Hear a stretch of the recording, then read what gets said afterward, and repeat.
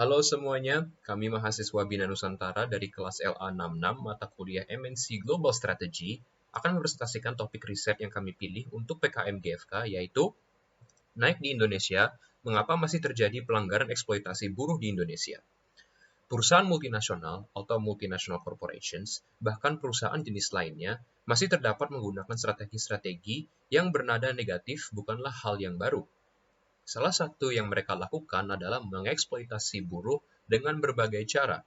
Gaji yang tidak sesuai, tidak memenuhi hak buruh, hubungan pekerjaan yang tidak bersahabat, dan lainnya.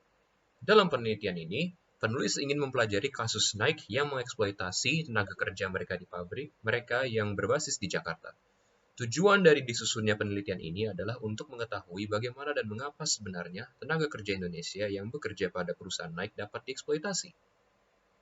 Adapun manfaat dari penelitian ini yaitu untuk berkontribusi kepada bidang studi global strategi MNC dengan hasil penelitian yang berupa bukti bagaimana perusahaan internasional bisa mengeksploitasi tenaga buruh dalam ekonomi yang masih berkembang. Selanjutnya, teman saya yang akan menjelaskan bagian kasus dan teori. Dalam studi mengenai perusahaan multinasional atau multinational corporations, memang banyak kasus yang melibatkan pelanggaran hak asasi manusia di dalamnya, seperti pemberian upah yang tidak layak dan lingkungan kerja yang tidak sehat. Hal tersebut juga terjadi di perusahaan multinasional yang beroperasi di Indonesia. Pada kesempatan ini, kami ingin menyorot perusahaan Nike sebagai perusahaan perlengkapan olahraga terkenal di dunia yang telah beroperasi di Indonesia sejak tahun 1988. Beberapa sumber yang telah kami teliti menyebutkan beberapa pelanggaran yang telah dilakukan oleh Nike di Indonesia, termasuk praktik sweatshop dan juga adanya hukuman penambahan jam kerja yang kemudian mengganggu kesehatan para pekerjanya.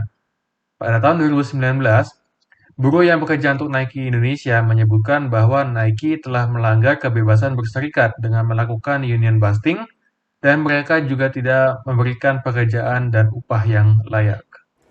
Teori yang kami gunakan untuk mendukung penelitian ini adalah teori Oli yang dikemukakan oleh John Dunning, di mana kenyataannya studi yang berkembang mengenai pentingnya institusi dalam menjelaskan pertumbuhan ekonomi di tingkat nasional dan keunggulan berbasis lokasi atau location dalam paradigma Oli. Faktor internalisasi sudah dilembagakan di tingkat mikro, meskipun sedemikian besar membatasi perhatiannya untuk membandingkan efisiensi statis dari berbagai bentuk pengorganisasi transaksi.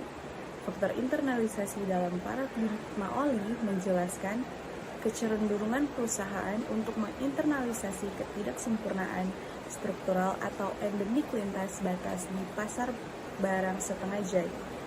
Dari 3 komponen paradigma Oli yang membutuhkan perhatian khusus, ialah keuntungan khusus kepemilikan mungkin yang paling sulit dihadapi, atau yang biasa dikenal dengan ownership.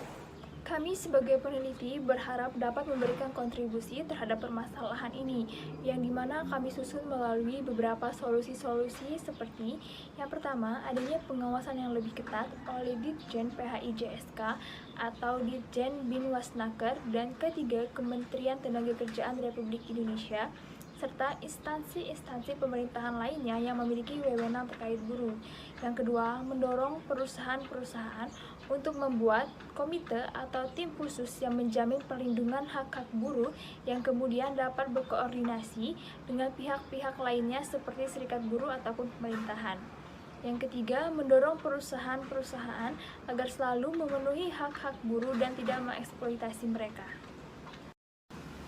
Yang keempat, mendorong perusahaan untuk merilis laporan terkait perkembangan pemenuhan hak-hak buruh di perusahaannya secara berkala sebagai bagian dari komitmen untuk menciptakan lingkungan kerja yang sehat dan tidak eksploitatif. Dan yang kelima, mendorong pemerintah agar melakukan inspeksi secara berkala yang lebih ketat terkait operasional perusahaan, khususnya yang terkait dengan buruh, dan agar berani mengambil langkah yang tegas apabila ditemukan pelanggaran.